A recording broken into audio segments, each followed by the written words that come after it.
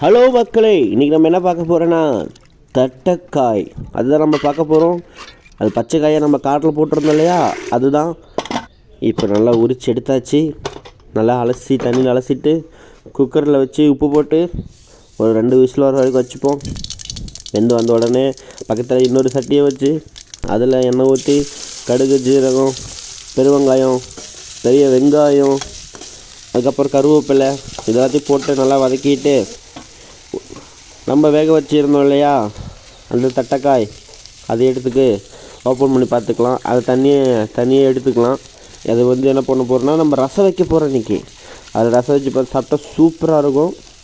அடுத்து நம்ம தேவையான அளவுக்கு இந்த வெங்காயத்துக்கு உப்பும் மஞ்சள் போட்டு நல்லா பரட்டிட்டு அந்த தரணிக்காய் எடுத்து அப்படியே நம்ம வெங்காயம் வதக்கி வச்சிருந்தோம் இல்லையா அதில் போட்டு இப்படி ஒரு கிண்டுங்க அப்படி ஒரு கிண்டுங்க, அப்படி எல்லாம் கிண்டி இவங்க எல்லாத்தையும் ஒன்றா சேர்த்து விட்டுட்டு